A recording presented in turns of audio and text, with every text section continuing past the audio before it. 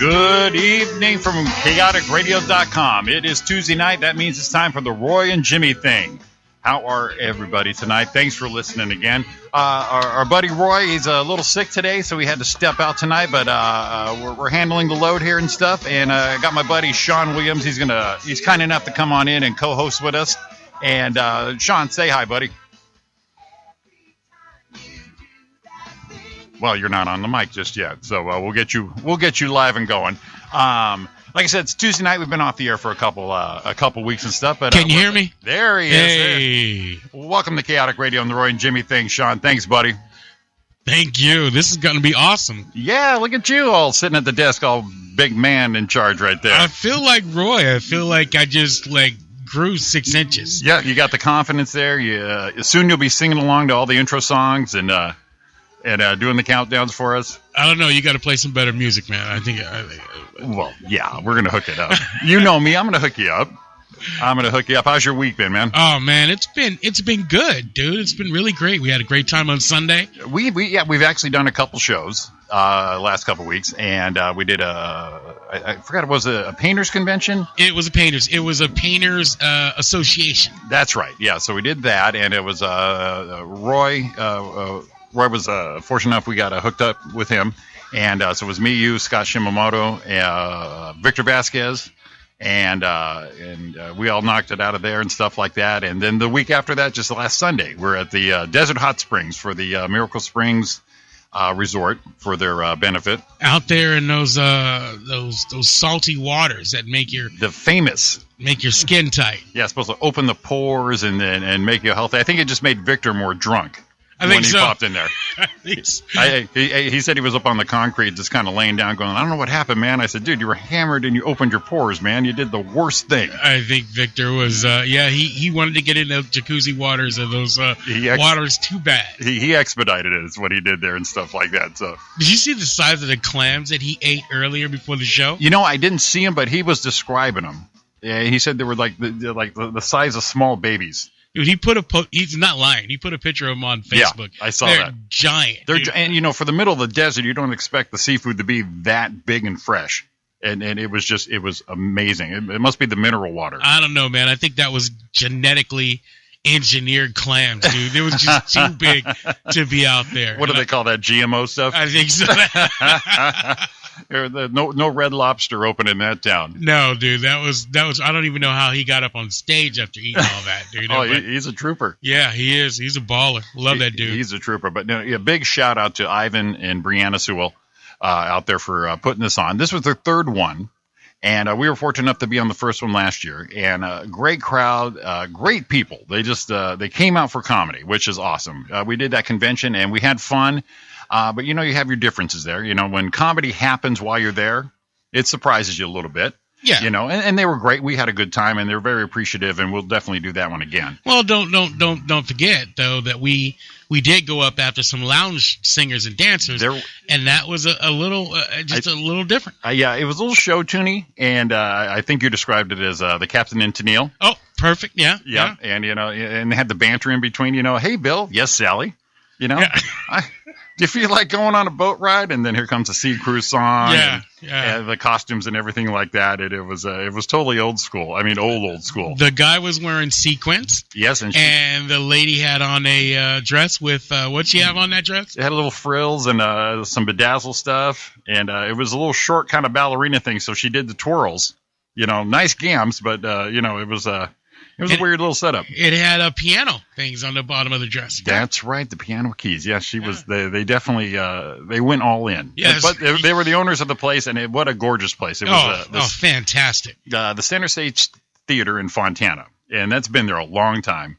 And the way they've got it all made up and stuff, beautiful room. So definitely one for booking and going to an event there. Incredible sound system. Oh, amazing. And, the seating, it's definitely old school. And we definitely want to run at least a chaotic event there. We have to. Oh, yeah, definitely. Just gorgeous and stuff. So big shout out to them. And like I said, Ivan and Brianna for out there.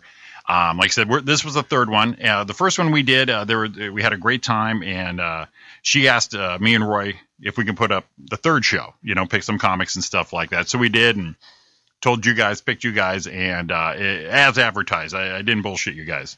This was a great show. One of my favorites. Oh, the crowd was awesome. And Roy ended up hosting by default. The guy usually hosts. He had to back out. Roy hosted the hell out of that show. Phenomenal. Just phenomenal. He got that show going and just kept that crowd going. And the energy from everybody. It's hard to describe unless you're a comic, but it made me feel like I loved doing that. Is how that felt. So. Oh, it was great. It was a great show. Everybody had a good sets. Roy just lined them up in the beginning by starting off so strong. He lined it up, and it was just bowling pins. Everybody was just knocking it down. Exactly. So it was great. So a big shout out to Scott Shimamoto for coming out there. Victor Vasquez, you, of course, Sean. Rosie Tran, our headliner, she drove all the way out from L.A., and great time. The crowd was great, appreciative. We did a little meet and greet afterwards. And one of my favorite parts of that, the meet and greet, is people would come up to me and said, "Oh my God, you were my favorite." And then some people would come up to you and go, "Oh my God, you were my favorite." And then the same with everybody, which I think is probably the best show you can be on. Yeah. You don't have that one person that's just getting all the glam for it. Everyone went to whoever they thought was the best, and it just tells you it's a great show. Everybody got fans that night. And we had some people travel out for it, too. Blaine's dad, Howard, came out with his group of people, and they got to see the show. Our friends Claudia and Sandra drove all the way out there and stuff to see the show. So amongst everyone else, Ariana, of course, came out, and Victor brought his gal Anna out. So it was great to have people we knew, familiar faces, but also these strangers who never saw us, which is even better. Yeah, and then afterwards we got to go hang out with Brianna and Ivan at the local sports bar, and we got a little toast of the local flavor because we had a drunk desert guy that just wouldn't leave anybody alone. He gave me that rib death grip. And, the funny, at the resort after the show, a couple of people were saying hi, and this one guy was super drunk. He was probably an inch away from me. And he was 6 inches shorter than me. And he's like just looking right at my chest going, "So like you're 6'4"? And I'm like, "Yes. So when's your HBO special?" And I had my hand out to shake or pound or whatever. And I finally just asked him, I go, "What are we doing here, bro?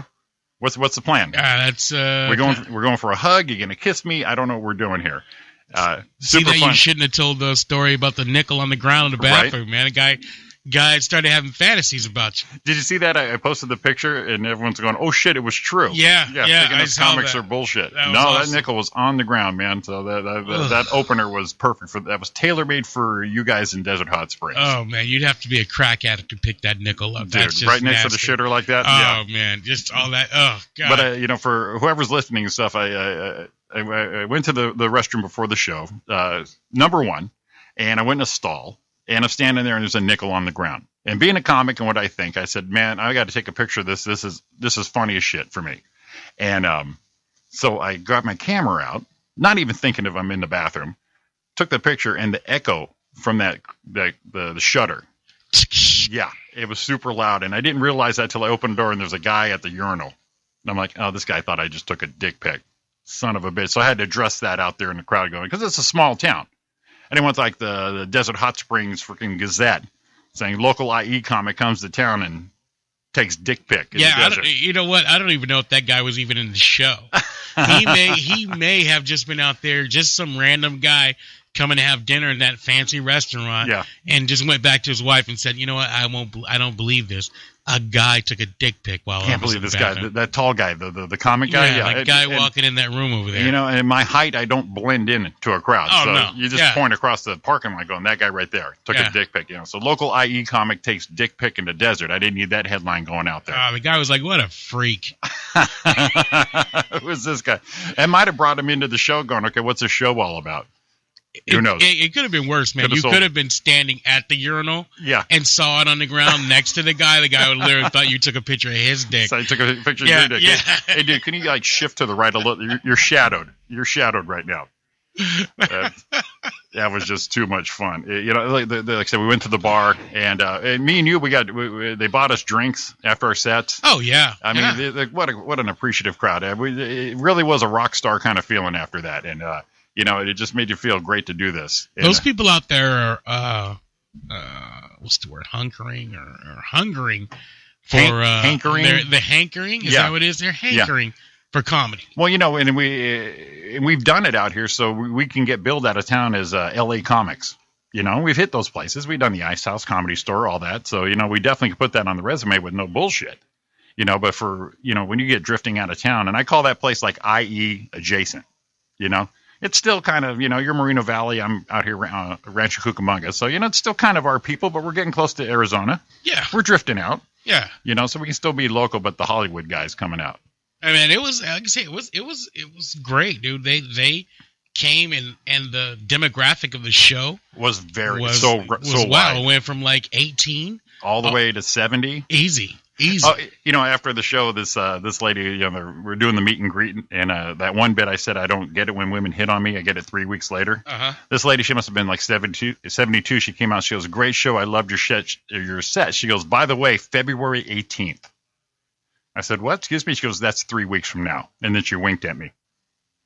Oh. And I just it's a little creepy. Oh, but that's funny. But it made me laugh that she knew that from the set. Yeah. Counted it down and everything. So February 18th, I'll be thinking about her. Wow. Going, damn, I had a shot. Yeah, you did.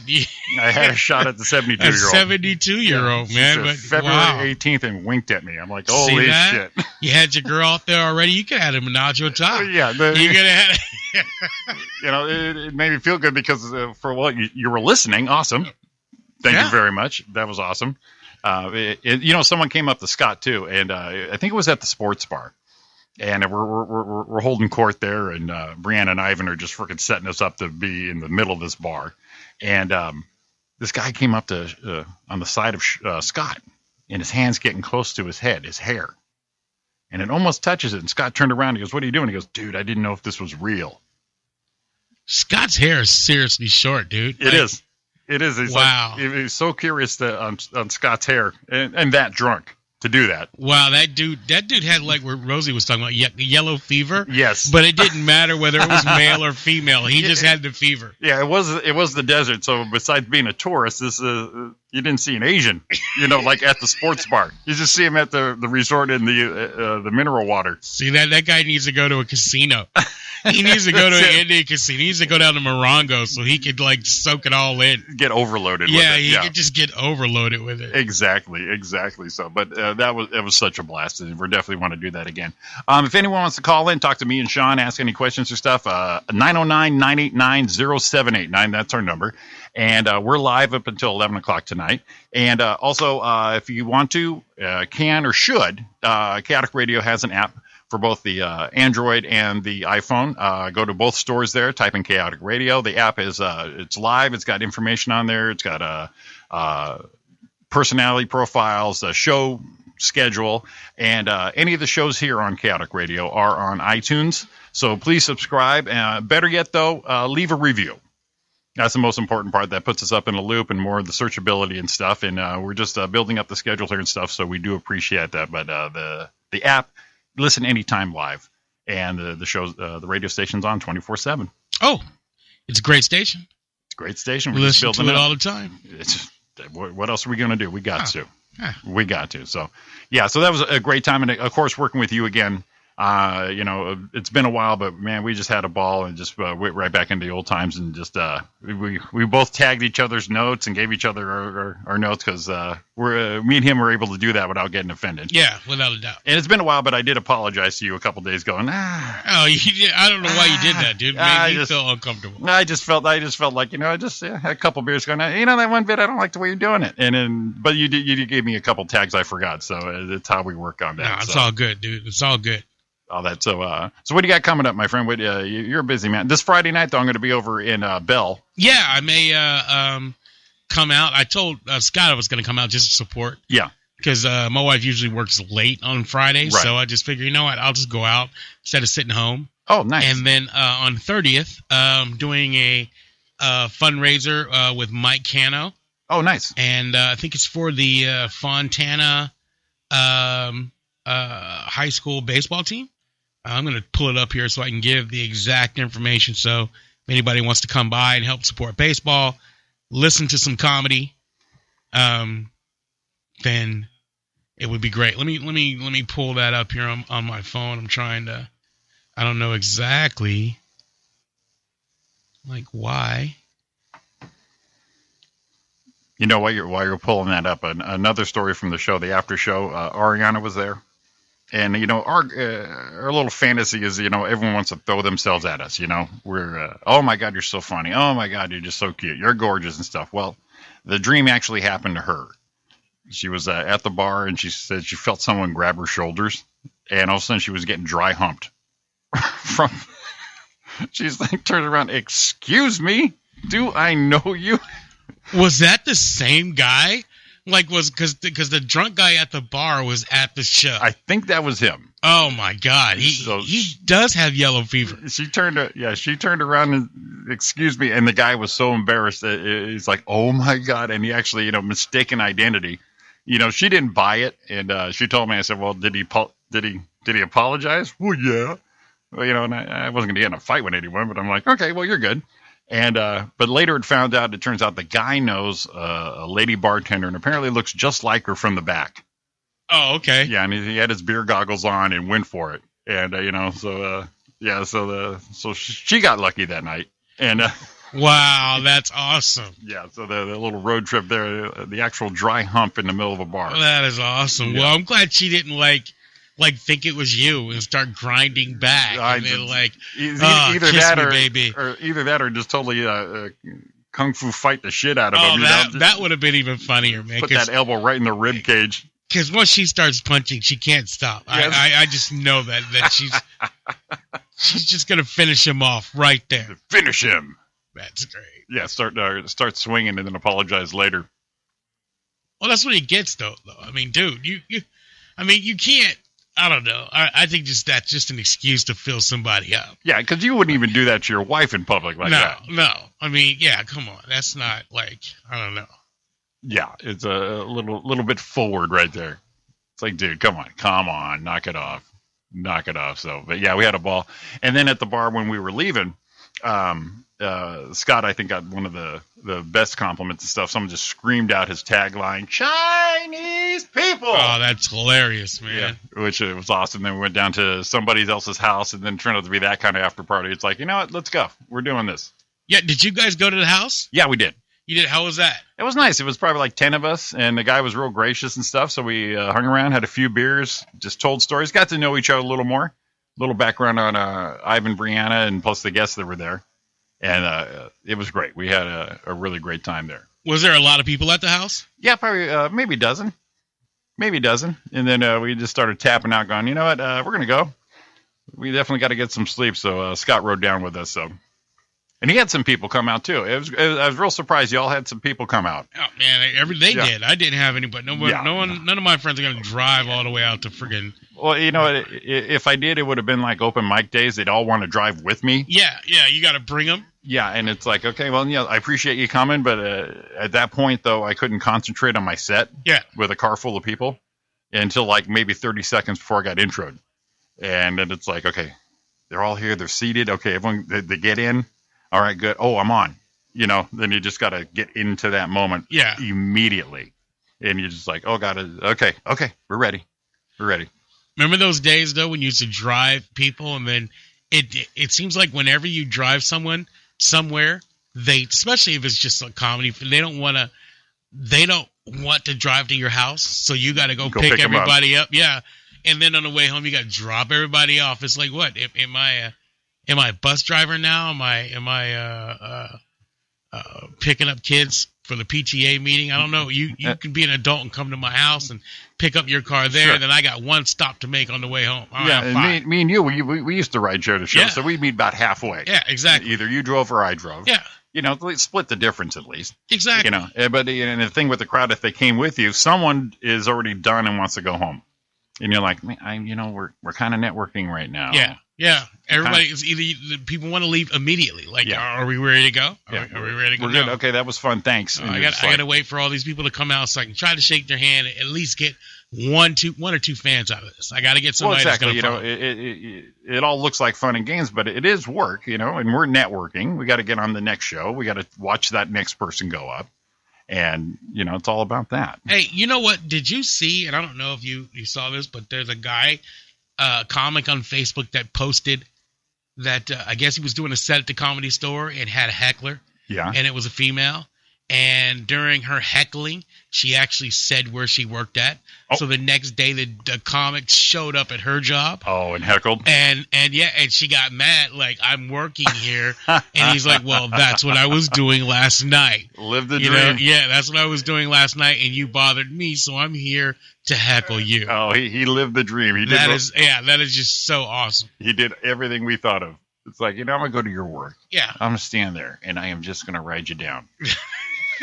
I wish somebody would tell me where they worked at and heckle. In the middle of heckling, you just mention to everybody where you work at. Oh, okay, God. Yeah, I'm going to show up and let's see how you do. That was dumb on her part, but great on his part. Yeah. It's like, okay, thanks. And I'll Google that. That's not a problem. I will get you. Dude, that's awesome. That is awesome. Here we go. Sorry. Doing some work here. Getting all set here. No worries, man. Do your thing, dude. Yeah. So let's see here. Yeah, we recapped the week there and stuff. Like I said, it was a super fun show there. Like I said, Roy a little under the weather and stuff, breaking his heart he can't be here and stuff. So hopefully he'll call in or something. Hopefully if he's listening, hey, dude, call in. Want to talk to you. We call in. Give us the 411. What the hell's going on with you, my friend? How you feeling? What do we got here? I try to be as professional. This is actually the more prep for a show than I've done with Roy. I'm like, okay, here we go. I got to get this going on. Yeah, Roy does most of the prep on that. Dude, everything like that. He's multitasks when he's in here. Oh, that's he has like his computer open. He's got his phone open.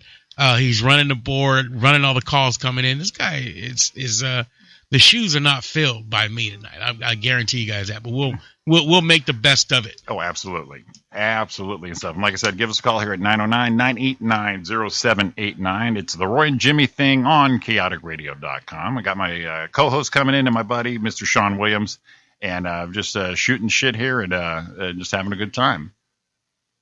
This is fun. Yeah, look at you sitting at the big show. I gotta get a picture of that. Get one, man. Get one. Yeah. Please do. I'm primping and looking good over here, man. I'm feeling like a boss. Well, and there you go. There we go. Let's get it. That's the pose right there. Did it do it? There we go. We got you. We got you. We threw the glass even. The glass is clean. That's where all the pro shots come from. When I take the shots of the guests there and stuff like that. But look at that. You're ruling the roost there. That's right, man. I'm controlling the guests that are in here. There's so many. I'm controlling the guests that are in. People looking in through the window. I just feel like a star, man. Beating the floor down right there. I feel like I am. I could get used to this, man. I could run this. No, I can't. Right? Look at that. Look at that. I got all these buttons over here, and I just want to press them. Yeah, well, you wouldn't be the only one because according to Blaine, when he comes in the morning, the prior shows end up just pressing all the pretty buttons. I feel like it, man. It's like something that you see that says don't touch, but you want to touch it because it's just, I got this big magical board in here, got a keyboard, got a computer. I even have a turntable in here. I feel like scratching. Yeah, it's like being in a limo for the first time. You gotta turn the lights on and off, the stand up through the sunroof, windows up and down, the divider. Yeah, you got to drink. You got to taste out that wine stuff, That's man. it. I'm I feel like I'm in just a big room. This is just awesome, and all the history on the wall, and I think of all the masters of radio that have sat in this chair and used this microphone, man, and I'm just like, I'm in awe. The ghosts of radio legends. Exactly. Past. It's like walking into the Improv, man, and seeing all those pictures on the wall. That's what I feel like when I'm in this chair. You are sitting where Blaine Humble sat. Oh, God, my ass is in the same spot his ass was in, I think. Wow. And all the asses that have sat in that spot before you. I know. All those asses. Mark Maples, Dutchie, Blaine, Roy Brewster, and now Sean Williams' ass. Oh, God, my ass is... I don't even want to fart in this chair. I don't, because that would be disrespectful to the room, I think. Well, rumor has it, I think that's how all the previous people sitting in that chair kind of marked that spot. Okay, so I should blow cheese just like everybody else does. What I'm saying, don't intentionally do it. But if it comes, it comes around to you, okay, well, I'm 48 now, so all I have to do is move a certain direction, something will just slip out. Something startling. Something would just, oh God, sorry, Flinch and it's done. Starbucks today got off the stool inside Starbucks, cut one. There you go. People turned around, looked at me. I just like, fuck it, it happens. Yeah, and you raise your hand and acknowledge it. No, I didn't even acknowledge it, man. I just turned around like, what? You know what I mean? I was the only black person, and I just turned around like, what? What? What are you going to do? You got something to say? And it's like, no, you just look down like, oh, my God, this guy's crazy. That's awesome. That is awesome. We're already into January. Actually, midway through January. We are. Next week is the end of January, so this year is already flying. Valentine's Day coming up, man. And it's all already out of the store. What's our biggest beef where Christmas comes in October? Exactly. Yeah. Christmas wasn't even done before I started seeing Valentine's Day stuff in there. It was like January 1, Valentine's stuff done in there. Yeah, and the funny part is I was at a hospital today, and they even had all the Valentine's stuff up. At a hospital? At a hospital. Why they need to celebrate Valentine's Day? Exactly, and it was kind of like inappropriate because you don't feel good, and there's all these be mine, and you're the best, and my BFF, and most of them people don't make it out of a hospital. I know. What is that for, the nurses? Huh? No idea, but it was all over like it was a Hallmark store. They do the same thing at. I wonder if they do the same thing at the convalescent homes. Look what you're missing out on. Yeah, look. Guess what's outside? Daylight and Christmas. Be mine. Yeah. Gosh. All the shit you're missing out on is happening right now. So is that how politically correct we are nowadays? Like convalescent home and prisons are celebrating Valentine's Day? Can you imagine the setup at prison? San Quentin? Yeah. Be mine? Yeah, a bunch of hard-ass rollers with be mine going on. Oh, my God. You remember in grade school back in our day where you had to do a Valentine for everyone in your class? Yeah. Yeah. That system in prison ought to be just a hoot to watch. Oh, gosh, yeah. Yeah, man. Big Bubba going over to the little white guy going, be mine. No, he's probably sounding like Gumby. Won't you be mine? Won't you be mine? Won't you be my baby? A little Davy and Goliath. Baby, be mine.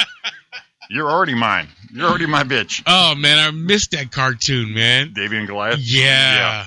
And it took the longest time. We've talked about this before on the show, but it took the longest time for me to realize that it was actually a religious show. Oh, me too. Yeah, no idea. I was just being entertained. I stopped watching it before I realized it was a religious show. Yeah, we were almost grown. And they said, oh, man, they're really pushing their views. I'm like, what views? The dog was great. He talked. Davy. Yeah, Davy. That was like the Lenny and gosh, what is that? Squiggy?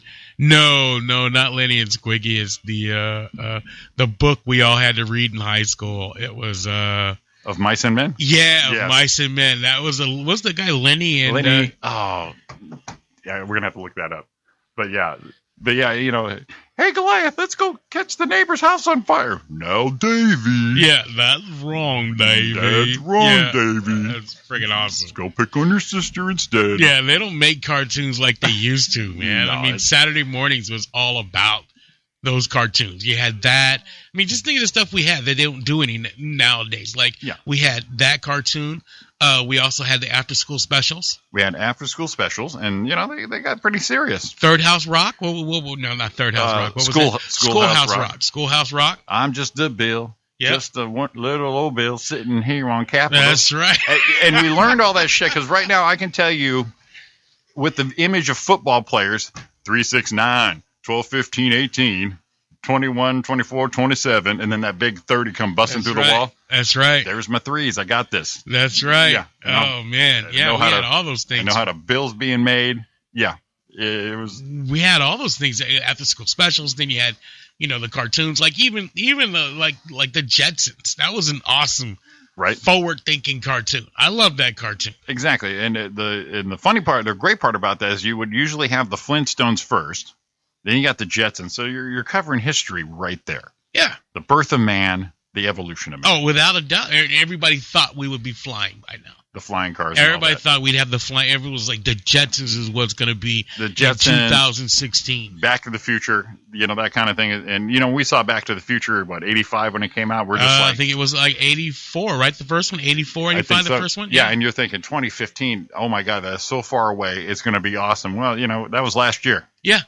You believe that? like we actually thought we had no idea in 1984 what 2015 would be like. Yeah. And some stuff is actually come true. Sure. I guess. And some stuff haven't. We don't have the flying cars, but if you would have told anybody that everybody would be having a phone in their pocket, people would say you're friggin' crazy. Exactly. Yeah, exactly. Or then we had the big phone from Saved by the Bell, and my mom had every cell phone. The company she worked for would have to provide that to her, so she had the big cell phone. She had the big carry-on one, and she had that the satchel battery. The brick. Yeah, the brick. So the phone was like 3 inches by 6 inches, but the brick was 10 by 12. But it was pimp. It was some pimp shit. Oh, I physically went to a movie theater. I think first time I saw Platoon. Yeah. I went and saw it. A friend of mine, he had one of those.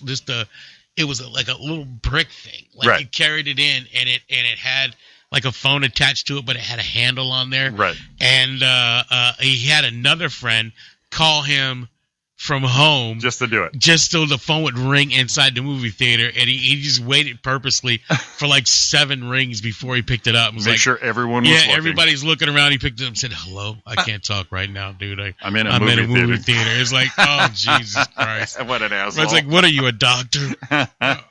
First time I used my mom's, I borrowed her car, and the phone was in it, so I called my buddy. It ended up costing her about $200. I got scolded. I mean, it was cool, but that cost back then was just amazing and stuff. So, yeah, they made a killing back then on those.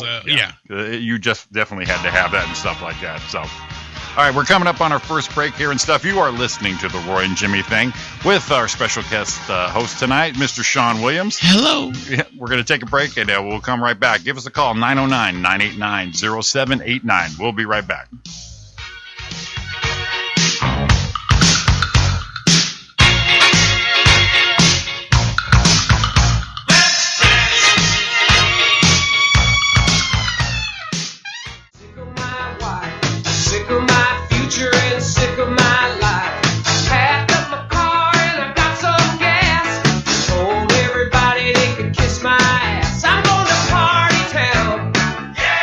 We are back on the Roy and Jimmy Thing on chaoticradio.com.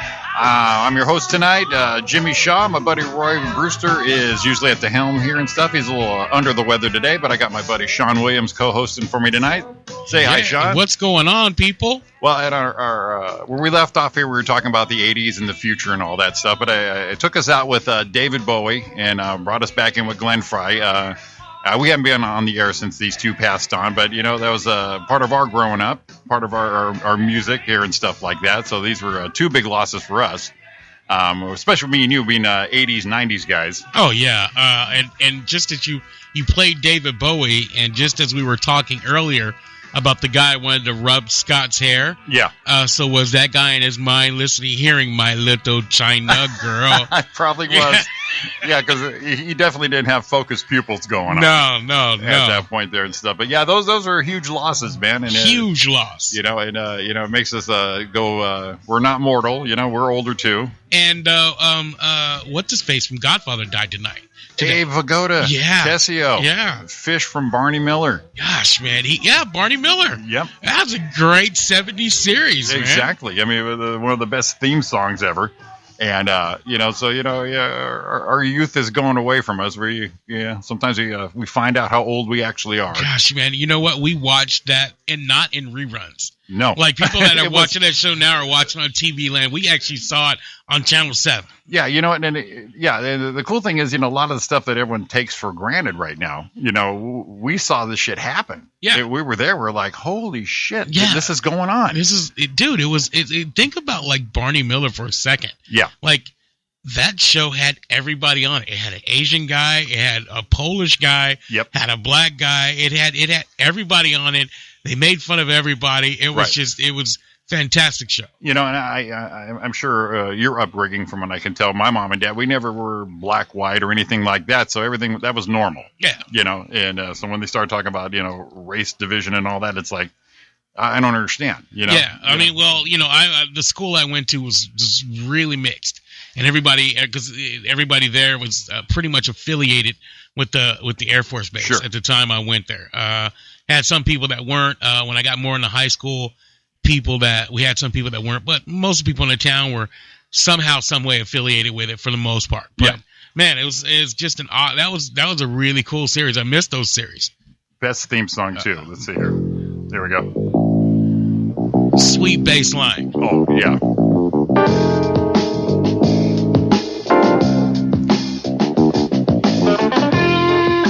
That's just badass right there. I'm surprised Kanye West hasn't rapped over top of this. Sampled this thing out. Yeah.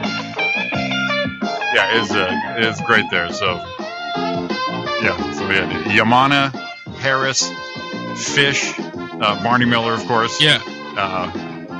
Yamana was the best. So yeah, there's some stars of their program, man. Oh, absolutely and stuff. But yeah, that was our shit back then, man. WKRP in Cincinnati. Jesus. We both work with Bruce Jingles, right? Yeah. Have you seen him do his bit on WKRP? No, I've never seen that. He started talking about back in the day, and I've never seen him do it on every set, but one show I got the feature for him, and he sang the whole theme song, dude, word for word. Just laid it down. Oh, I love that. I love that. I want to hear that bit, but I love that show. Yeah, and we had him on the show here last year, and we went down memory lane, and I told him, you have to do it. And he had it down. His knowledge on that shit is just amazing. Lonnie Anderson, my first poster. Your first one, yeah? That was my first poster.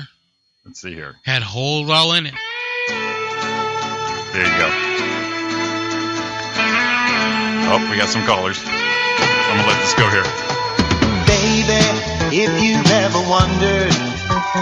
Right? That is smooth. Whatever became of me. I'm living on the air in Cincinnati. Cincinnati, WKRP. See, we got to do Roy. Roy's the singer in this bunch. We got him. Oh, our phones are blowing up here. Who we got here? Let's see here. Bum, bum, bum. All right, you're live on the Roy and Jimmy thing. How are you?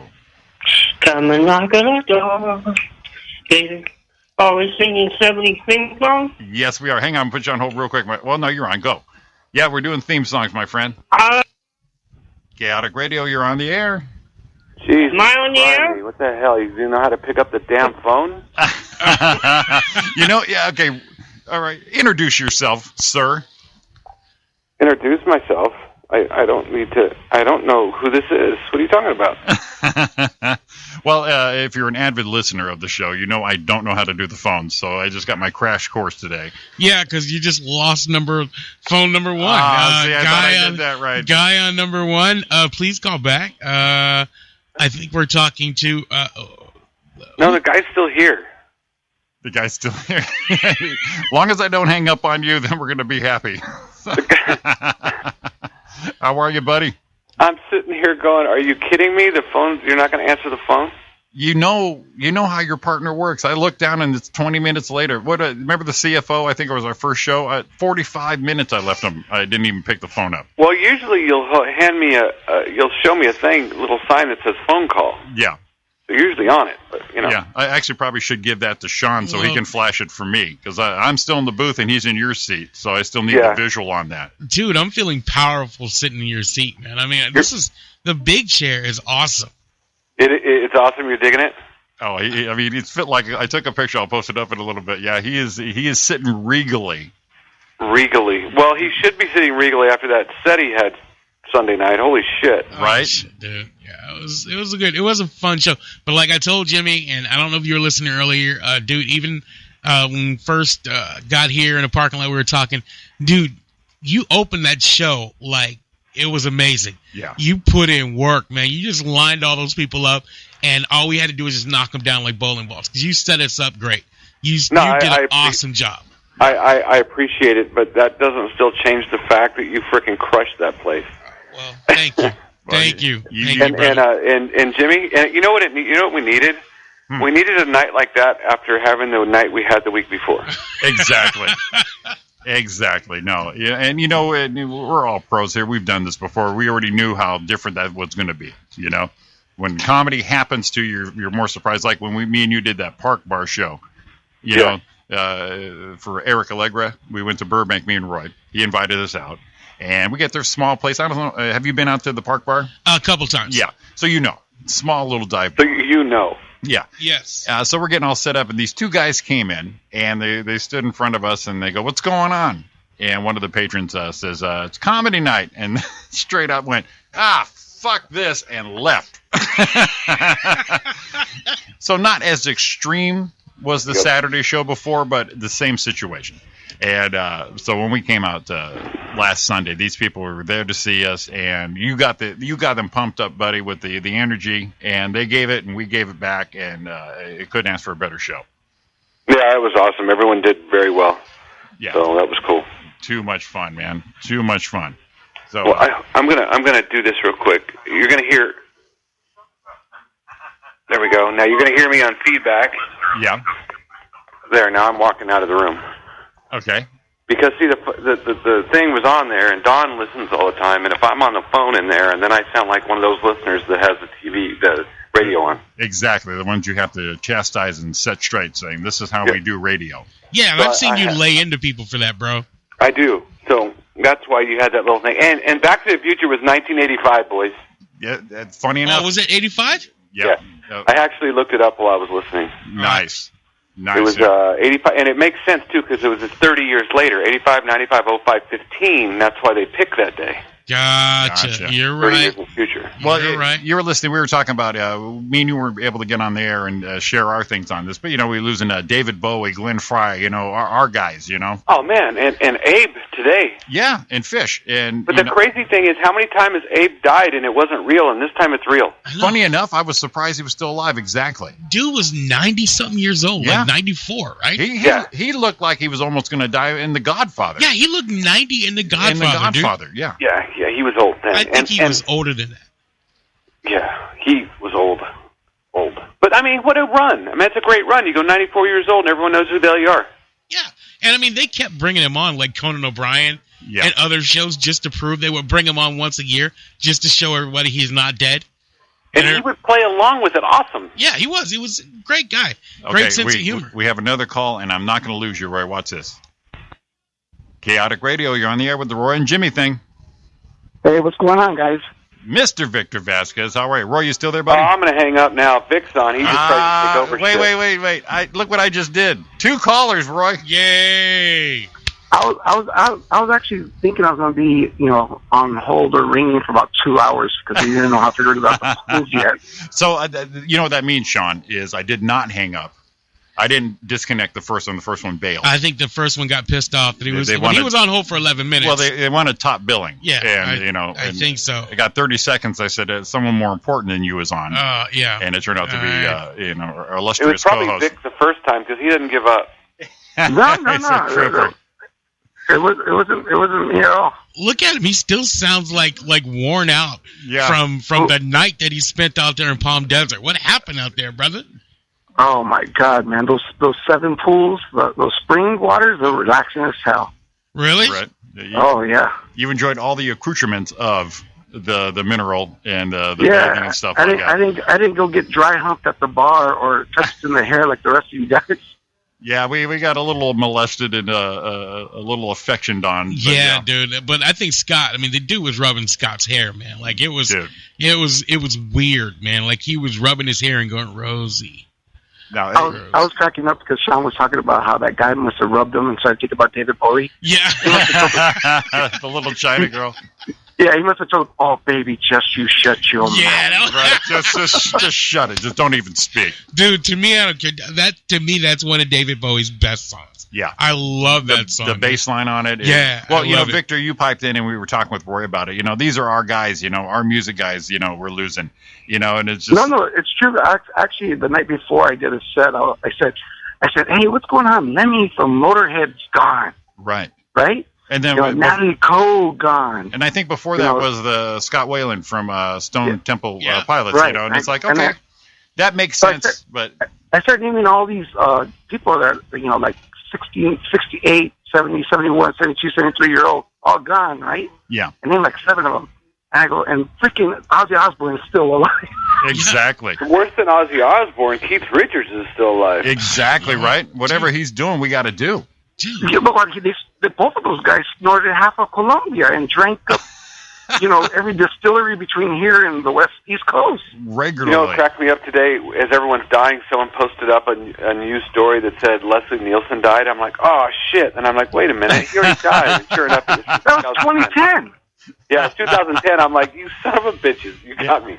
After Glenn Fry died, I think it was our buddy Derek Murray. He posted up there. He goes, I know it's just January. Could you take it easy? Not get them all in one shot? Yeah, oh, my God. It's like I've never seen anything like it. Yeah. Like, normally they go in 3s, but they've gone in 7s, dude. It's right? like it's a lot, man. I mean, if you're an old star, like Mick Jagger is worried like fuck right now. I'm telling you. Mick Jagger is like, he has a defibrillator by his bed. He's either worried or proud as hell because he is as old, if not a little older than my dad. And him and Keith Richards, and they're just kicking back on rookies. Yeah. Yeah, these pussies don't know. Yeah, it's like, they can't handle their alcohol. Yeah. Like, Hey, but the sad thing was, Abe Vigoda died, right? Yeah. Yeah. Okay, I thought he died like 5 years ago or something. Everybody does. That's what Roy said, too. And the same thing, you have to double check on, wait a minute.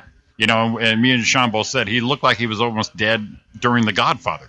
He looked that old. I think the only person that's died more times than Abe Vigoda lately has been Betty White. That's true, right? And she's still, not only is she still kicking, but she's still acting. She is still actively working. And she is funny as hell. Yes. I don't care what you say. That lady makes me laugh. She just has natural funny ability. I watched her when she hosted Saturday Night Live. I think it was 2 years ago. Sharp as a tack and just right there with everybody. It was just so hilarious. I used to laugh even at that show she had on. I don't know if it's still on, but it was a prank show with her and the other senior citizens. That's right. Oh, yeah, that's hilarious. Yeah, that was funny. They started putting her in everything. It's like, why not? You were scaring me. Have you guys seen the pictures of her when she was young? Dude, beautiful, gorgeous. Oh, and she still gets away with playing that sexy whatever thing. Yeah, it works for her. And exactly. It does. I just saw a commercial the other day with her on it, and I almost wanted to record it and rewind and record it, and I couldn't. And it was something about where I don't know what she was talking about, but she was playing like a sexy thing, and I was like, "Holy shit, it works!" Yeah, exactly. That was kind of the lady who gave me the 3-week notice after the show Sunday night. Yeah. You hear that one, Victor? Yeah, I heard that. 72-year-old. Wanted to gave me the 3-week notice. In 3 weeks, she wants to hook up with you before the 18th or something like that, right? Gave me the 3-week notice, saying, "All right, you're gonna get this now, buddy." That's before a hip replacement, dude. Absolutely. It's probably just kind of want to totally wreck both hips before she goes in for the one. She won't be able to throw any leg if she's got a bad hip. Speaking of Victor, great job Sunday. Thanks for coming all the way out, buddy. Oh, I had a great time. I'm just glad that people didn't walk out of this one. I know. We were just happy. We were really happy that you didn't piss anyone off bad enough to just leave. Yeah, me and Roy chatted before the show the day before, and just right in the middle of it, I went, "Fuck, Victor's in front of me again." Victor left the big black cock,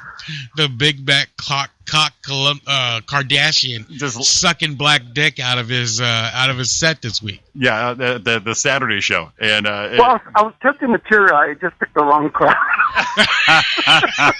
Yeah, they're all in black ties and suits, and wow, I picked the wrong crowd. The only thing I was happy about is you took the racist Roy thing right out of my wheelhouse. Exactly. That was so funny, though. I was just in the back, and I was just laughing. I was like, Jimmy's like, "I'm next." Hey, you know what? My nickname should be Moses, man, because I'm just partying the waves. As soon as you said big black cock, I turned around and there was Don and Scott and Sean, and Todd did that to me at that other show where he just lined it up crudely, and they're stunned about a quarter to halfway through my set, going, okay, this guy's gonna piss us off too. And so as soon as you said big black cock, I turned around and looked at Sean and went, "There's the D. I'm done. The D's out there." But he dropped big black cock, and then he went on to talk about like your cousin or something like that. It was hilarious. And then you just like, "I gotta go. See you guys later." And then I walk up, try to clean up the mess, and said, "It's not my problem. Jimmy, you try." Yeah, exactly. And basically, Victor did the ultimate. Mic dropped, left the building, gone. Yeah, and Oh, I've got to go back to the family. My ass, he was afraid he was going to get shot. Sean looked like my older brother, just shaking his head, looking at me going, Jesus. No, I was like, because you walked and the other black dude in the room bailed too. He's like, okay, I'm done. Oh, the guy said that. Oh, it looks like he's driving Miss Daisy. Yeah. Oh, that was hilarious, dude. But the woman he was sitting next to was seriously old. She had to be in her 90s. That was Betty White. Yeah, because she was on that 3-week program. She was going to go tap that out. Like, literally, she was so old when they got together later on that night, and she goes, "Oh, you're killing me." It wasn't like really, he was killing her. Like, hey, Jimmy, you know what she said? She said, "Come here, yum yum." Yum. Remember that lady who bedazzled? Who bedazzled? Oh my God, you missed that part of it. We did a show. We did the show and brought it up. This 90-year-old lady, I think it was, met up with a guy who was 30 and decided she was going to bedazzle her vagina. Bedazzle her vagina. Hey, Jim, got another call coming in. He's got 3 of them going right now? Yeah, third call. Oh, damn, look at us go. Here we go. And wait, let me lock Vic here. Yeah, and here we go. Hi, this is the Roy and Jimmy thing on Chaotic Radio. What can we do for you? You can handle D. Is D there? Is D there? Oh, this is John. No, is D there? And that's Sean. And Jimmy's there. No, is D there? Who's D? D's nuts! And there you go. There's the highlight reel right there. I had a feeling that was coming. Hey, didn't we get our first hang up? Was that called like 3 weeks ago? This is Marlon, guys. Hey, Marlon. Marlon and Moran. Mr. What it do? What's crack-a-lackin'? How you doing, Double M? What's up, buddy?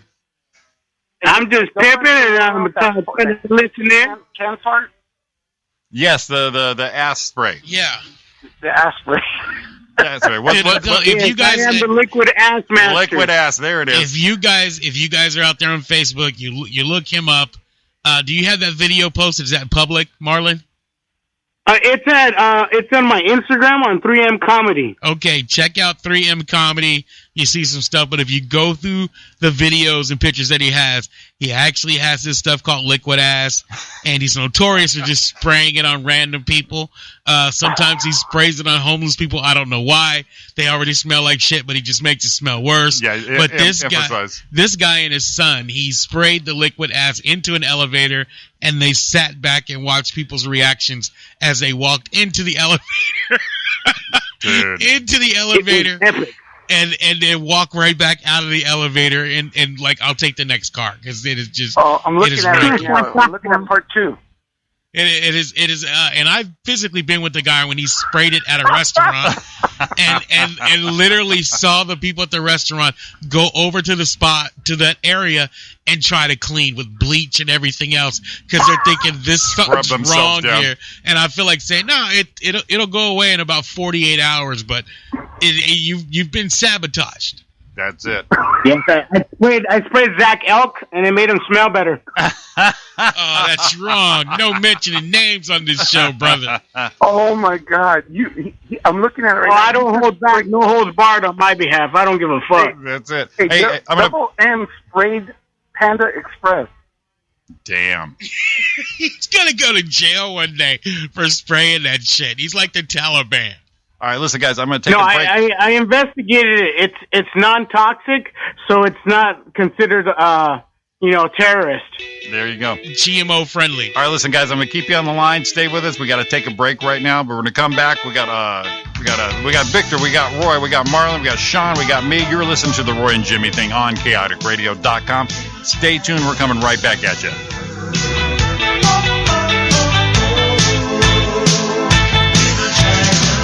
I could escape this feeling.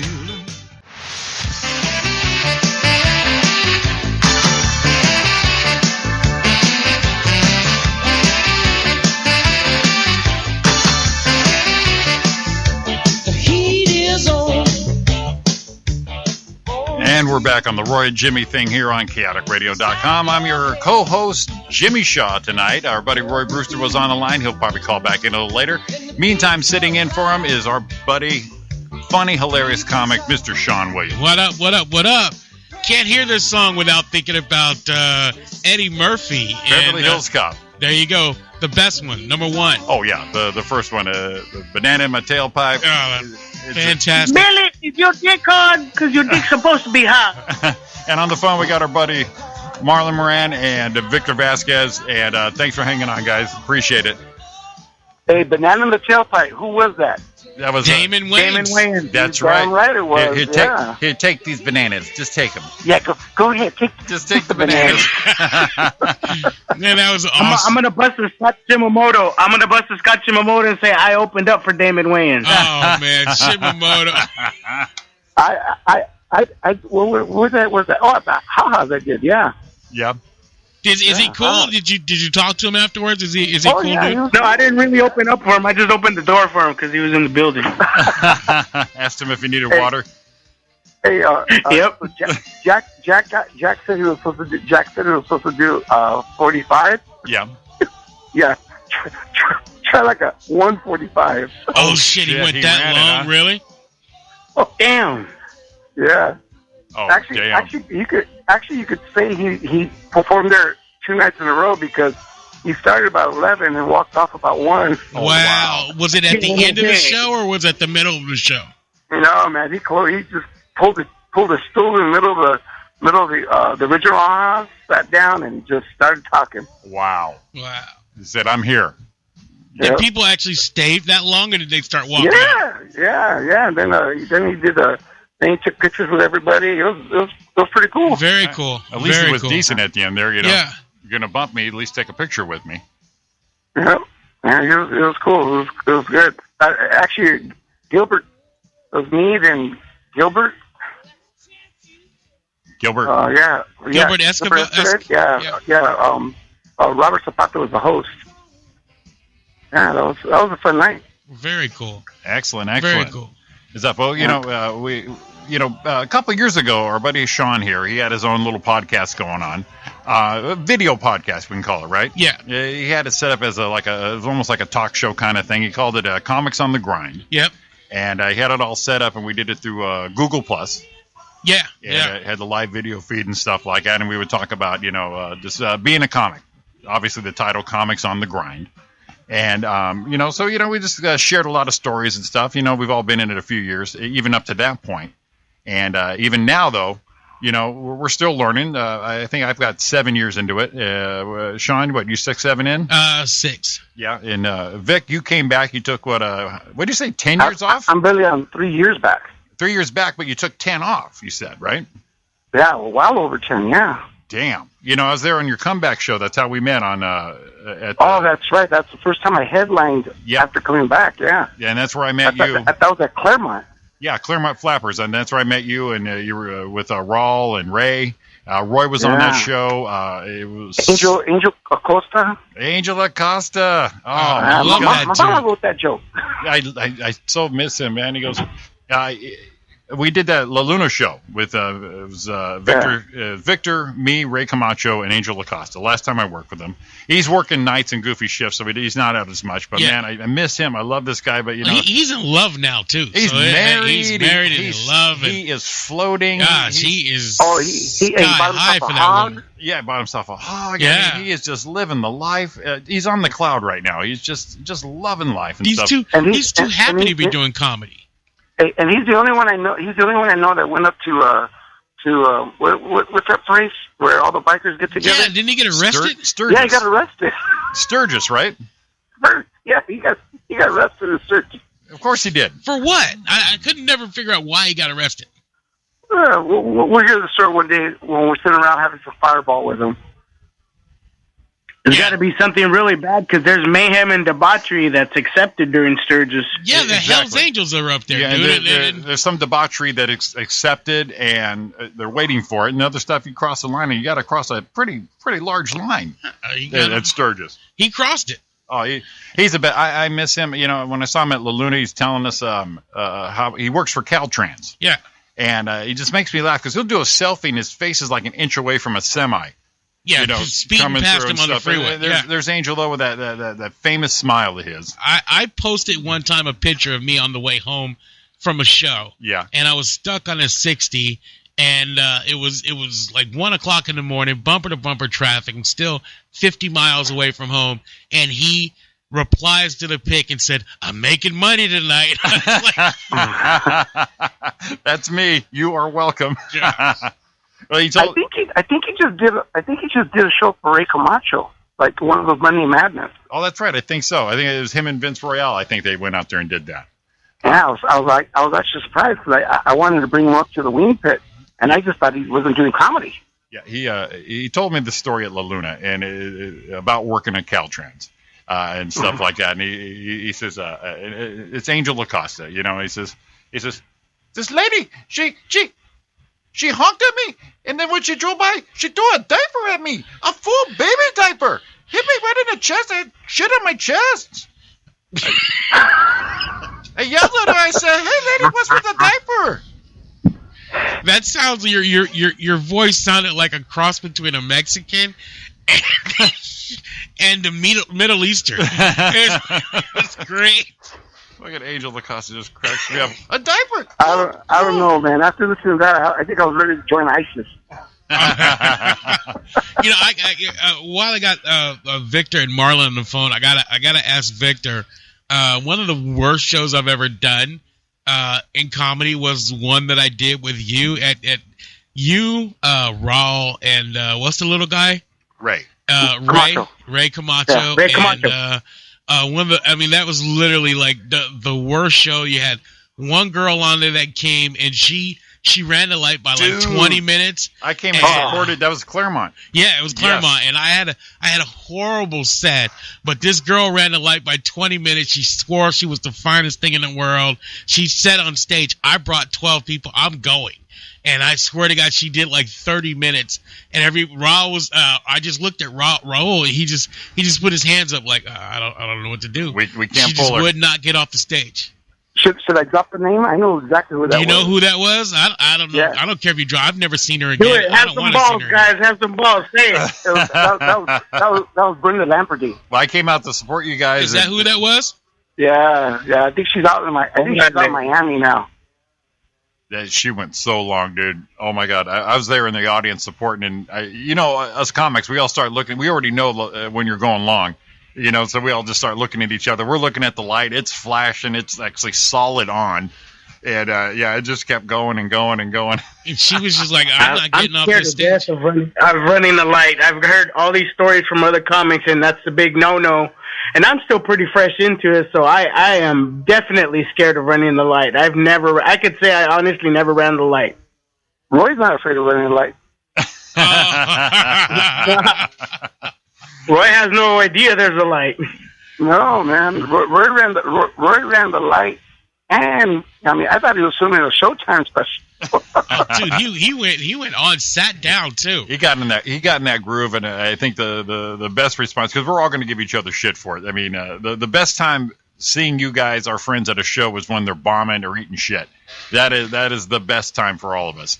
And Roy got in a groove and he ran it. And your response was great. He says Roy's never going to heaven because he just won't see the light. Oh, that was funny. That was funny. That was awesome.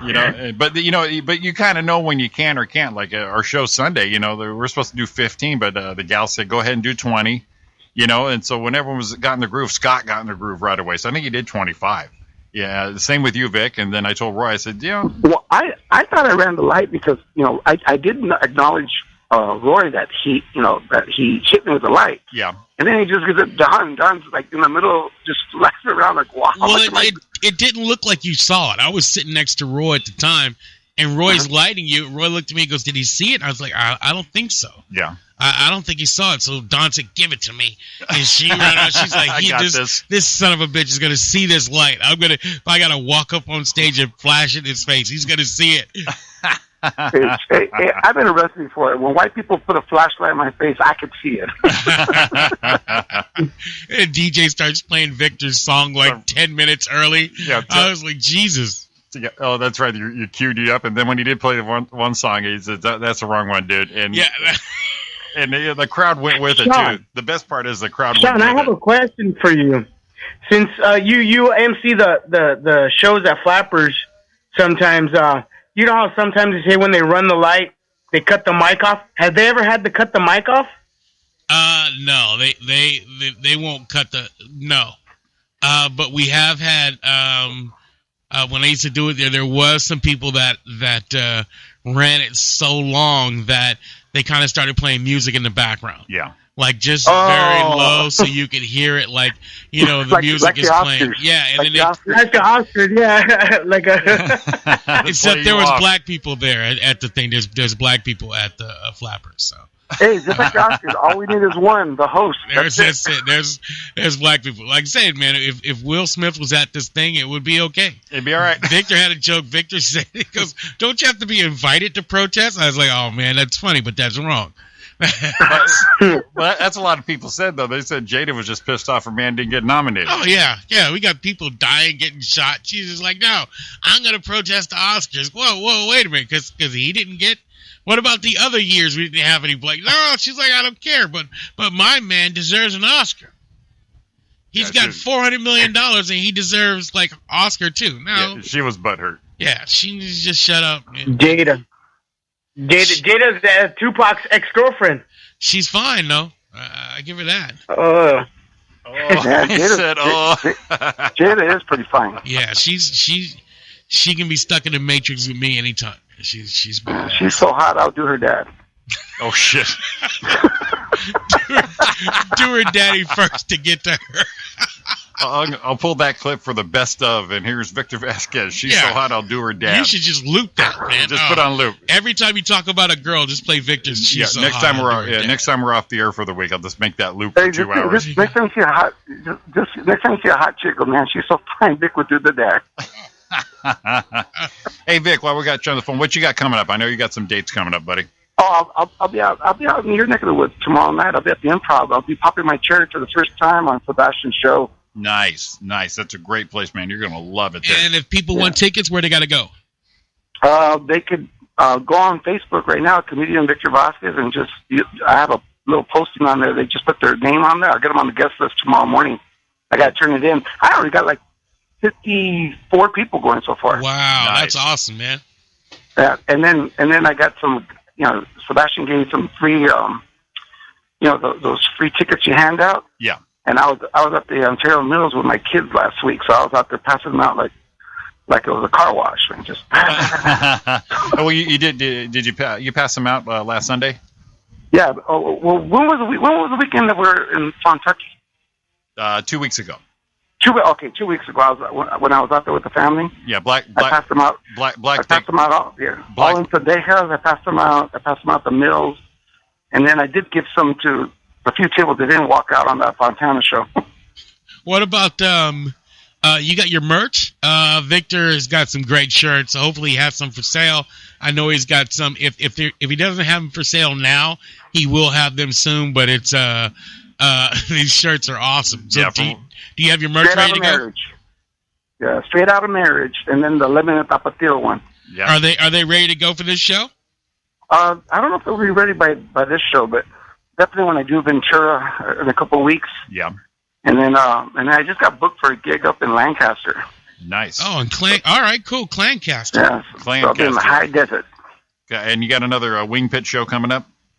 Yep. Yeah, my Wing Pit is every 2 weeks. We just had, matter of fact, 2 weeks ago, we did something for the first time. We had a battle of comics. We had San Diego versus L.A. Yeah. So I guess they did the first one on the 9th down in San Diego. I don't know if they did it at the Palace or the Madhouse. I don't know where they did it. But then they asked me if I wouldn't mind hosting it. I'm glad I did. It was a great turnout. Yeah. And of course, my homegirl Liliana Cervantes won.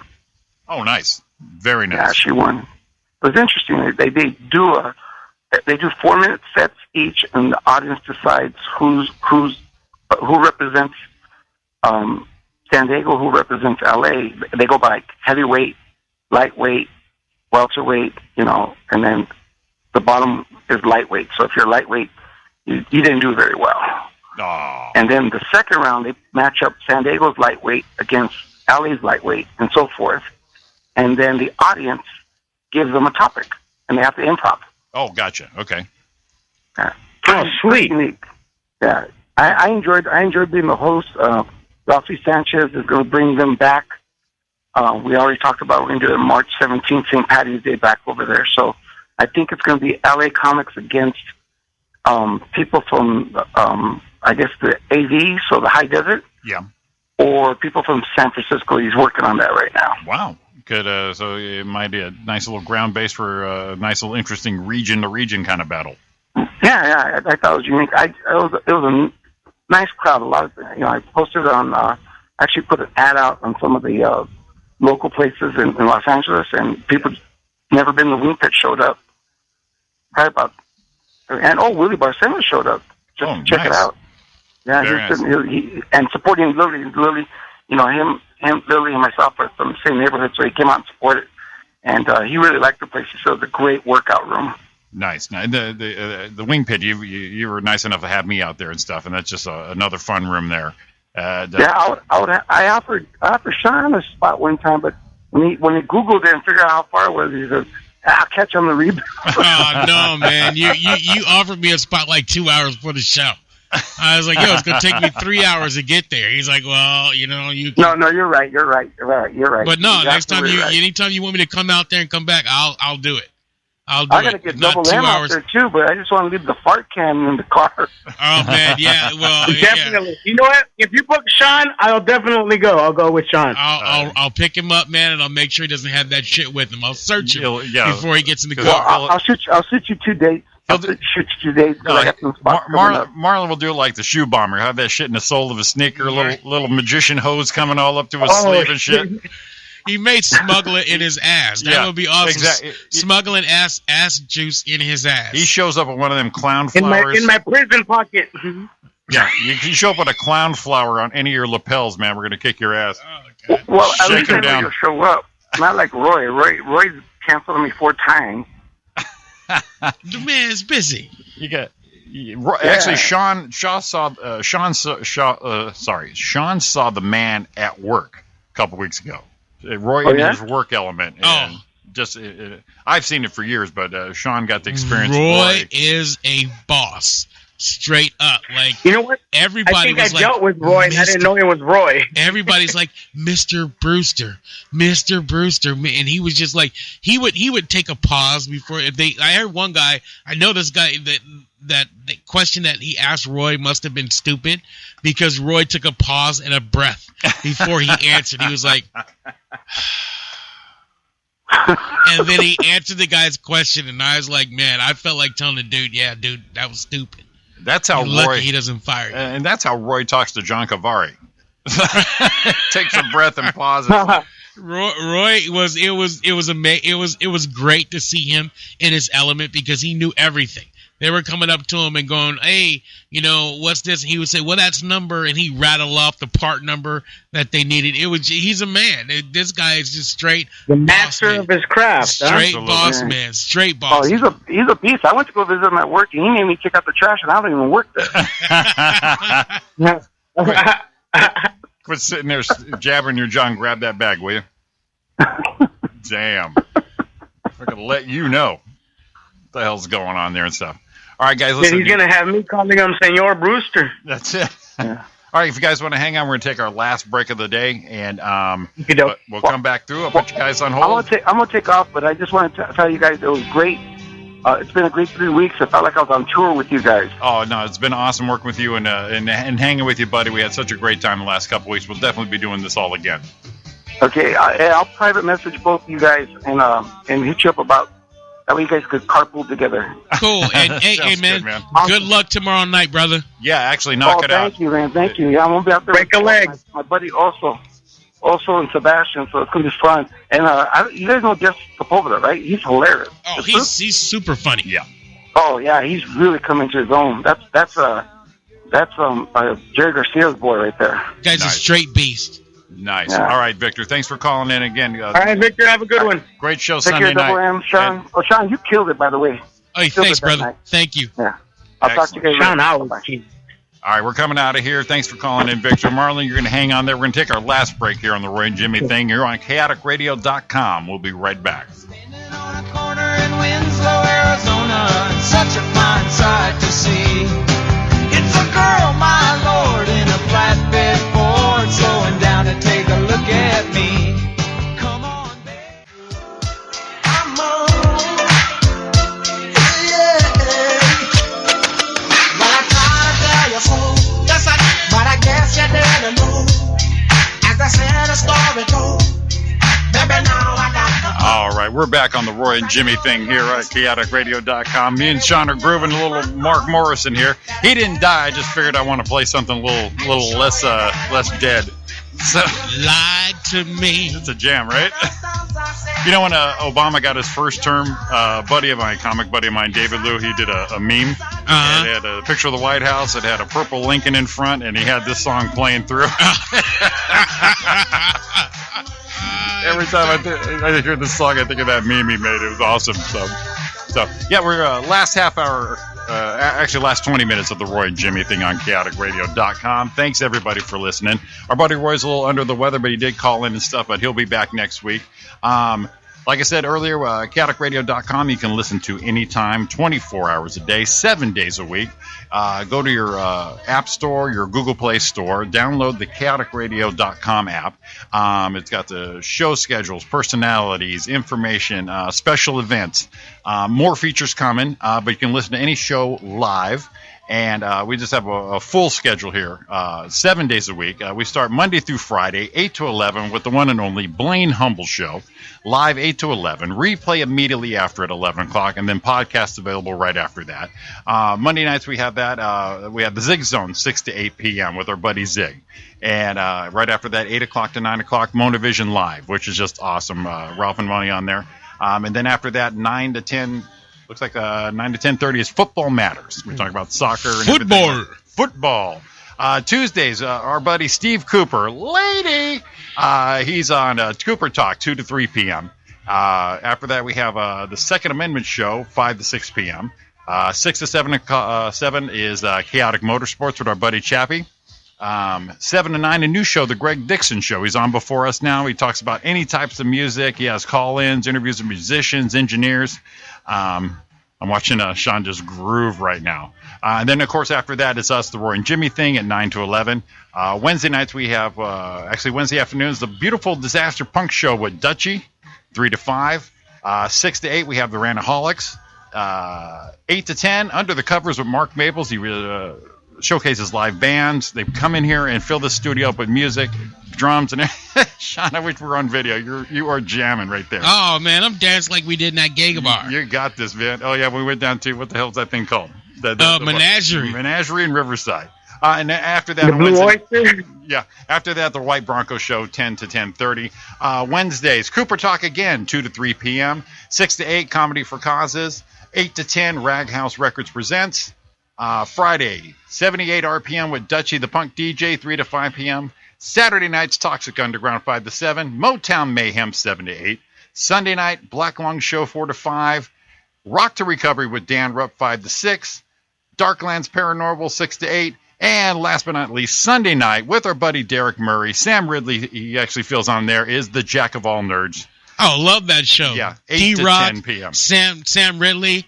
What's the other guy? There's one more other guy on the show, right? Yeah, there is. I don't know his name. But Derek Murray and Sam Ridley, guest host and everything. Man, that's a great show. Shit. Those guys are awesome. And we got another caller coming in on one here and stuff. You're live with the Roy and Jimmy thing on chaoticradio.com. Hey, buddies, what's going on? Oh, not too much. Dennis, what's up, my friend? Not much. How you doing? Good. Dennis. Everybody, our correspondent, our night shift, our security man, Mr. Dennis Wenzel. How are you, buddy?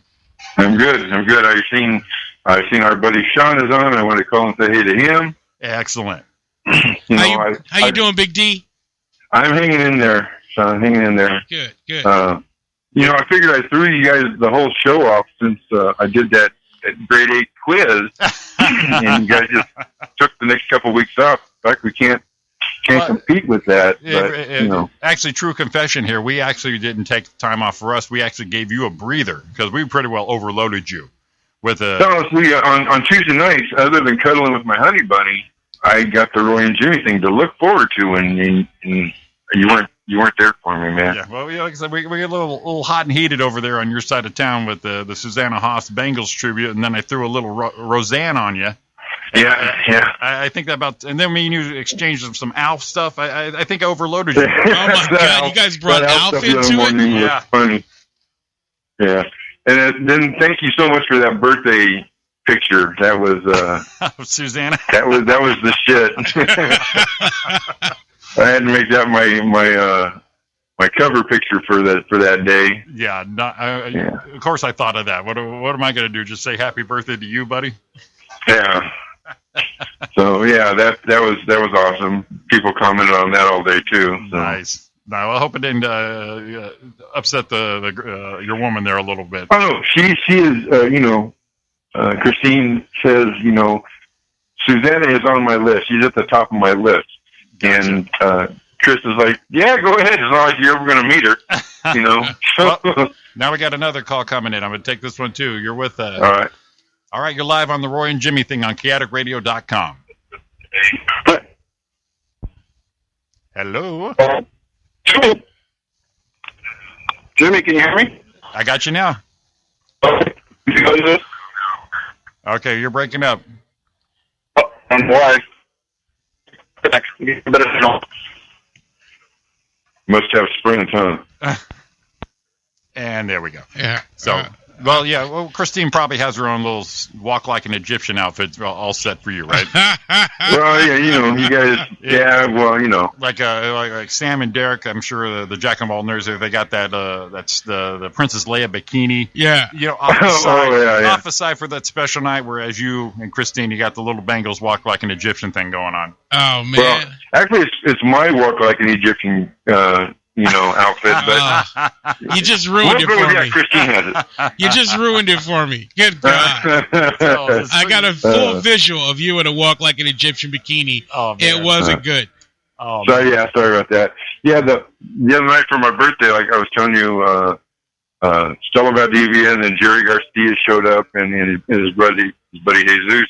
They all showed up out there at the pizza place too. So that's nice. That was pretty cool, and awesome. And Valdivia's gave me a Starbucks gift card. So looks like line 2's trying again. We're getting one more shot here. All right. You're live on the Roy and Jimmy thing. Can you hear me now, sir? We got you. Jimmy Shaw, Andrew Yerkes. How you doing, buddy? Hey, Andrew. How are you, buddy? What's up? Good. Just listening to you and Sean. Glad to call and give you guys a shout out and say hello. What's up, Drew? How you doing, Sean? I'm hanging, brother. I'm hanging. Was out there in the desert. Well, they said you was out there the last time and was out there killing it. Yeah, we had a good time last time. I was trying to get out there to make it and watch you guys do your thing, but I was working late, and by the time I got done, the show was halfway over, and I wouldn't have made it. Yeah, you know Dennis, Andrew? No, I don't. Dennis Wenzel, the IE Comics best friend, biggest fan and supporter, Mr. Dennis Wenzel, Andrew Yerkes. Dennis, pleasure, sir. Good, how are you, sir? Good, thank you. Well, Brianna and Ivan were telling us about the lineup you did out there for the September show, and everyone was super pleased with that and stuff. So, good 3 shows in a row. We knocked it out, too. So, they got a good run, and they're just making some money for a great cause out there. Yeah, it was a blast. The first one with you and Roy and Brian Monarch and Jen Murphy, and then that drop in that Jeff Garcia did, that was such a blast. Yeah. And when they asked me to come back for the second one, I was like, oh, hell yes. Yeah, and this was so much fun. And I'm sure for your show, this one here, the energy was right there again, and it just surprisingly and just awesome, just a great crowd, great room. Oh yeah, when I saw the lineup you guys had, I was like, oh man, I didn't think you guys could top the lineup I put together. The one I did was kind of on the fly, but when I saw that lineup, I was like, okay, I'm not worthy. These guys are pros. And we had it was like I say, it was an awesome show. Roy started it off, and then it just kept rolling from there. Yeah. Nice. Yeah, they were great there. So it awesome. Nice. Just awesome. I always have a great time when I work with you guys. That's for sure. Miss you, man. Got to get together with you soon. Definitely would love that. We haven't done a show together in forever, man. I remember when I first started, Jimmy was on my first open mic show and my first booked gig. So yeah, that was the Lovitz Club, and we did that first mic club with Brandon. Yeah, with Brandon West. Yeah. Yeah, that's a great times, man. Especially starting up her career and stuff like that. So. I am really surprised that you and Dennis have never crossed paths. Dennis is just I'm telling you, if you meet him once, you love this guy forever. This guy is such a fantastic gentleman. First time I met. No pressure there. Well, nah, dude. I mean, come on. You. Well, Dennis remembers first time we met because I saw him everywhere. We'd see him at Flappers, and you cannot miss Dennis. And so the first show I did over at Rock the Keys, there was Dennis, and I actually went up to his table and I said, I feel like I have to introduce myself to you. You're like the Godfather here, you know. Dennis, I mean, it's what are you, Dennis? Like 6'1", 6'2"? I used to be 6'1", 6'1". Okay, shrinking a little bit, but he's 6'1". You could tell this guy can handle himself. Yeah. Look at Dennis and know, well, he can handle himself, but he always has on a bright shirt, whether it be yellow or I've seen him in pink, seen him in yellow, I've seen him in green, but his shoes always match the shirt that he has on that day. They always match the shirt that he has on that day. Whatever he's wearing, whatever mood he's in, he's feeling like, sometimes feels like a little fluorescent pink. He'll sport it. He can. He's big enough. Nobody's going to say anything to him. No. But his shoes always match. I give that to the guy. Real men wear pink, and it came in handy when I got the tie-dye New Balance. There you go. They have every color, and so I can match every color in my shoes. Your shoe collection must be fantastic. Yeah. Him and his girl are fighting over the closet for their shoes. Exactly, for the space in there. She can beat me. I have probably 10 pairs of sneakers, but she has more. Okay, I find that hard to believe, but I'll take your word for it. Her heel collection is probably better than yours. I give that. Well, but tennis shoe collection, you have it on lock. Oh yeah, I got that one. Yeah, no, I got that one. No, how's Eli doing, buddy? He is good. He is really, really good. He has to go to the speech therapist because he's missing the top 4 teeth. The teacher said she didn't even know he didn't have the teeth. Nice. He tested at like 95%, where the rest of the kids in there are 25%. So he's super duper smart, and I get to go see him tomorrow. Awesome. Excellent. Awesome. Is that going to be? You going to post a couple pics? I hope. Oh yeah, Wednesdays is our Melee of the Week day. So excellent. Unless he's in a shitty ass mood. And then it happens a little bit later, but eventually I'll get him. Come on, Eli, let's take a picture with Papa. Okay. Cool. That's up. All right, guys. So, the pressure of a first grader. Yeah. Nice. Everything's the world's coming down of it. Who knows what it could be. Awesome. Yeah. All right, guys. Thanks for calling in, Andrew. Great hearing from you, buddy. We're gonna have to have you on the phone again soon, buddy. They spoke your praises out there. They said you did a great job in September, so we'll just keep that roll going out there at Desert Hot Springs. And Dennis, as always, buddy, our best fan, biggest supporter, dude, our correspondent. Thanks again, buddy. You're welcome, guys. I'll talk to you later. Take care. Andrew, nice meeting you. Later.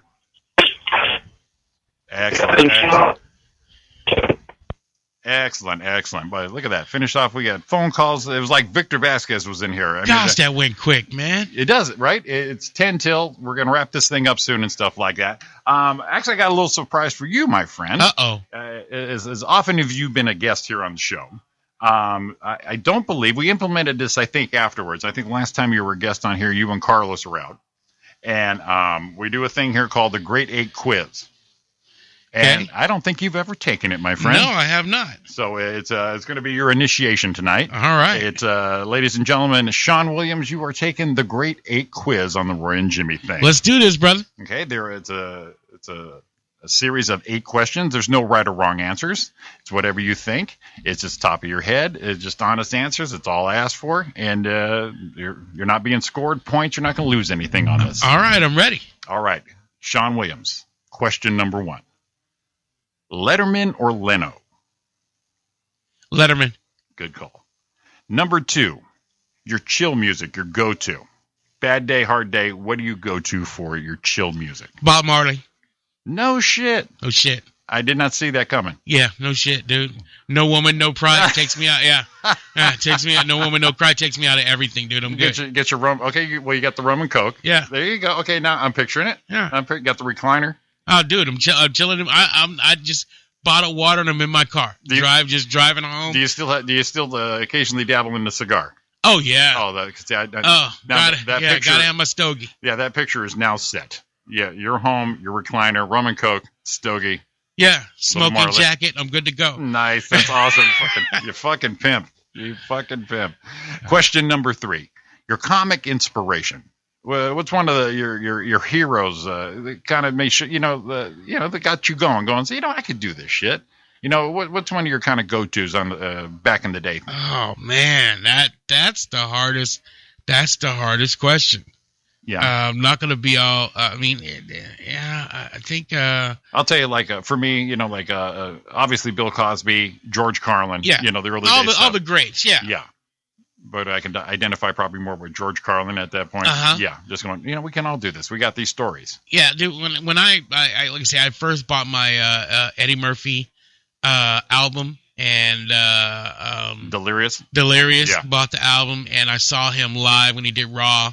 Oh, that's right. You saw him live. I saw him at the Forum doing Raw. Me and my sister went out there, and dude, I was just like, and then I was like, man, I'm funny. I was in high school, and I was like, I'm funny like that. I know, I could be funny, and on stage, I'm funny. I make everybody laugh, but that started me on the thought process. Took another 20 years to get there, but it started me thinking, man, I know this. I know it. Yeah, I think it was George Carlin, obviously, but once I saw Delirious, and he's our age, and you're like, that's, George Carlin stuff my dad laughed at and I enjoyed too. But once I saw Eddie Murphy Delirious on HBO, me and my buddy are watching it, and me and my buddy John, it's just like, you can do that, and I go, I think I can. Yeah, and like you said, 20, 30 years later, you're like, I got to do it. And one of my guilty pleasures was watching, what is his name? Casino. God, what is his name? The older comic.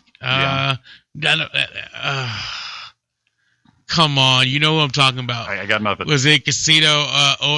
Was known for just ripping people up. Don Rickles? Yes. Yeah. That was Don. Don Rickles is like, he's just, I don't know why, but I just love that dude. Oh, absolutely. And I can see a little bit in you, but you got that nice attitude on stage. I love Don Rickles, dude.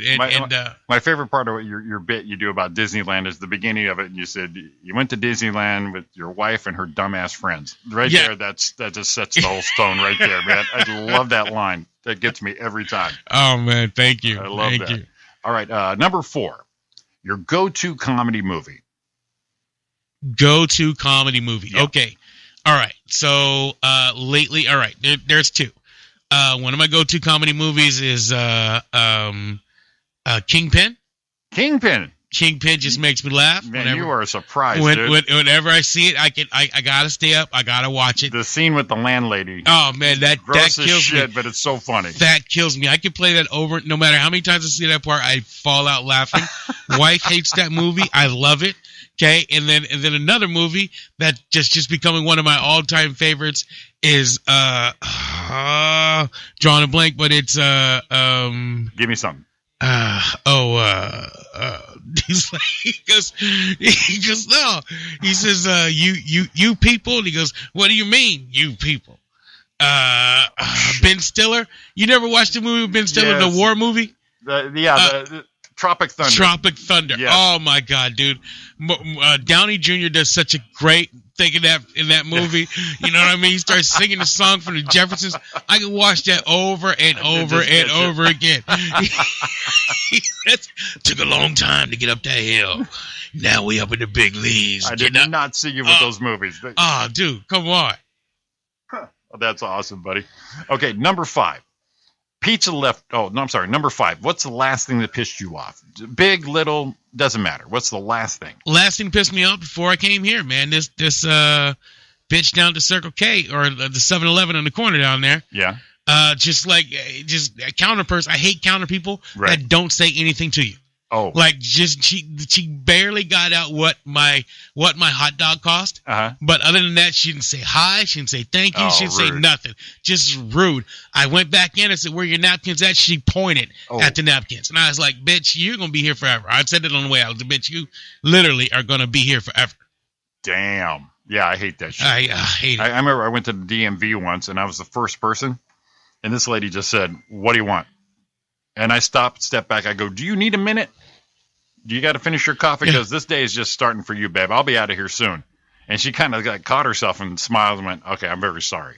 But yeah, don't do that. No, that's just rude." Yeah. All right, number 6, pizza leftovers, cold or warmed up?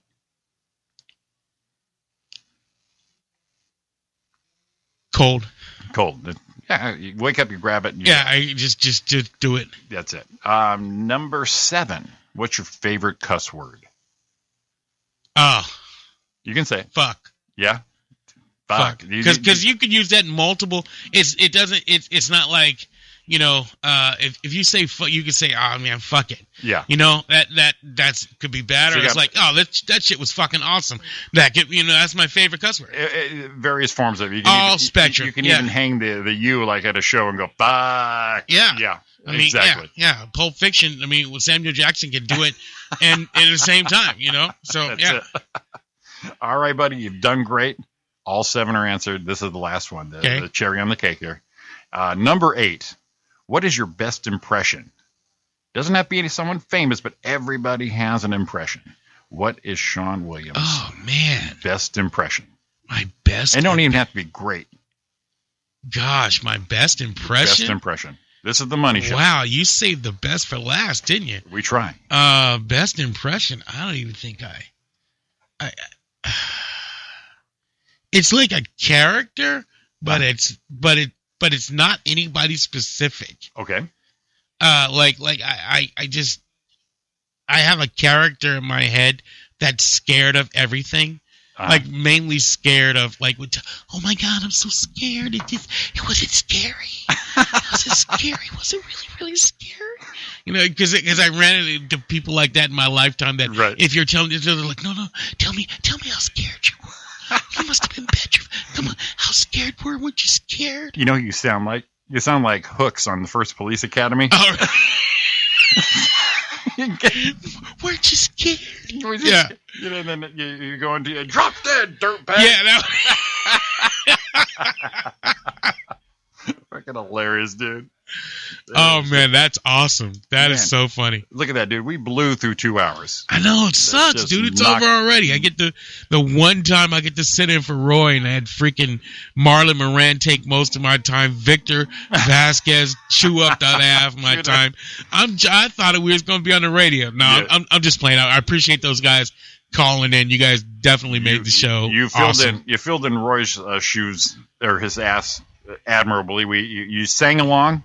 And you dropped the hot dog bomb, so we got the food in there. Oh, yeah. So you passed with aces, my friend. Yeah, but nobody fills Roy's shoes like Roy. No, sorely missed. Roy is a boss, and he'll be back next week, hopefully. Yeah, he's just a little under the weather and stuff, but he called in and stuff like that. So he did. He called in. Yeah. He's laying there naked with his woman, and he still took the time to call in. Yeah, he's probably home just acting like a boss, going, "Yeah, this shit I did my shit. They're fine." He hung up because his woman had grapes to feed him. And he's like, "It's cool. Just turn that down. They're kind of boring." Yeah, it's like, oh my God, where's the Grey Poupon? And they're just sitting there having Grey Poupon out of a spoon and grapes. Here we go. I got to end the show appropriately. Ebony and I.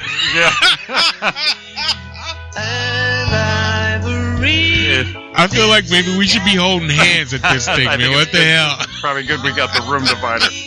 Listen, everybody, appreciate everyone listening to. You listened to the Roy and Jimmy thing here live on chaoticradio.com. It's the Roy and Jimmy thing. I'm Jimmy Shaw. Roy Brewster, our special co-host for coming in. Thank you, buddy. Our pal, the hilarious Sean Williams. Hey, thank you, everybody. Look him up on social media. Definitely go see him live.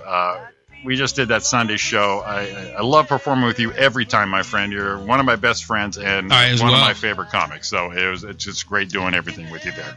So thanks, everybody, for listening. Tune into all the other great shows we listed off here on chaoticradio.com. We will be back next Tuesday, 9 to 11, right here on chaoticradio.com. Thanks for tuning in. We'll see you guys next week. Peace out. Peace out.